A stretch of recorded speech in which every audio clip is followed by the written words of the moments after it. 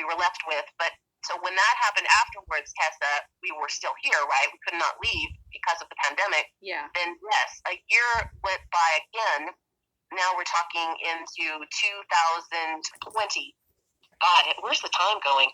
Yeah. So 2019 in November is right before Thanksgiving is when they showed up. Then it was 2000, again, a year later, when all hell broke loose, again, I mean, just it was a continual. But that when I reached out and I said, we've got to have an exorcist. The reason that happened was because in my research, I found some history out on this land. I was given it by my angels. I was told to go and look at a piece of something in history, and I was given some words to put into Google, like in my head. They come in as a message. Yeah. And I found something about a priest and of the old days. Now, I don't think I've talked to you about this yet, but so when I found that piece of evidence out that's actually documented in history, that is when my family went into a whole flat-out attack on my family.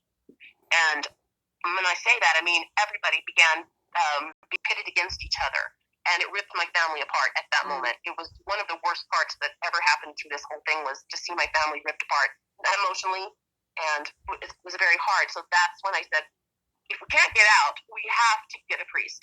And so I went to look for priests, and then that I found was extremely difficult to find one that would come to your house and not Catholic.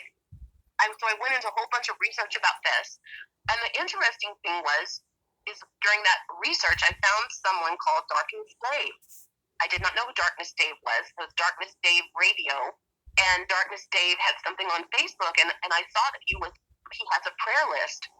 And obviously, Darkness Dave actually has been on television too, which, since I don't have television, I wasn't keeping up with all these paranormal shows, and I didn't know that. So he had a prayer list, and I thought, well, why not? I'll ask for prayers from my family. And I wrote a letter to him, and I said, could you pray for my family? We need help. We are on the dead file. We need help again. Through that message he put out to people, a mysterious woman contacted me out of the blue and just said, you need to get Bill Bean. And I'm like, okay, who's Bill Bean? I didn't even know this woman. So that began, okay, who's Bill Bean? Now, Darkness Dave sent me the name of an exorcist out of California. And I called the man, and I don't remember his name, but it just didn't feel right. I didn't connect with this person. So I said no to that one. And I still wasn't having luck finding a real priest, a priest like in our neighborhood. So what I did was I contacted the Bill Bean Ministries, or BillBean.com, and a lady named Melinda called me. And right away, I felt like comforted. And as I told her my story, she acknowledged what we were going through as demonic. And I was at the point where I was believing this was demonic. And originally, I believed anything else but that, because I never really wanted to go down that path. And when we got to that part, that's when all of a sudden my life literally began to change, was because then I was able to get in touch with Bill eventually. But you know what? At first, I didn't want to go there. I still wasn't sure what to do, but I started to do the prayers. I started to use the prayers that she had given me, because this was during the pandemic. And I thought, well, it's still happening, but I thought, we need him to come here. Yeah. He could come here. He up to the pandemic, I guess Bill was flying all over the world and going all over, driving or people. And now he wasn't. I didn't know all this at the time either, but no one was able to drive or travel. And so I'm like, well, let's just wait. Let me just try the prayers.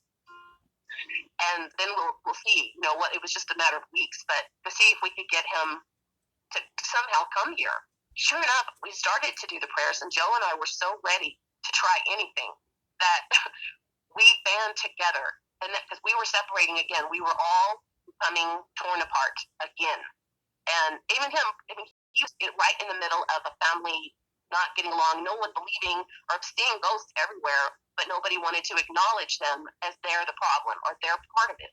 Right. The thing is if they're all still here, all this evil crap is still here, it never was removed, and more people came to the house unexpectedly and stranded here because of the pandemic. So all of us are in a cesspool of evil, and it was very horrible. It was crazy So all of a sudden, here we do these prayers. The Lord's Prayer was always something we did, but this took it to a different level. And Joe and I started to feel better. And then the next thing you know, we started to finally get that first exorcism. And then the first exorcism was on the phone. It was literally on Zoom or whatever it was, one of those. Yeah. I have it recorded. I luckily, I try to record everything as much as I possibly can, and bits and pieces of it, just so I can have the evidence. And so all of the things that we've had have been basically kind of recorded for evidence too.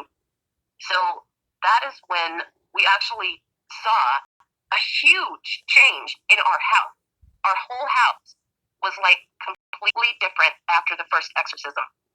It was like night and day.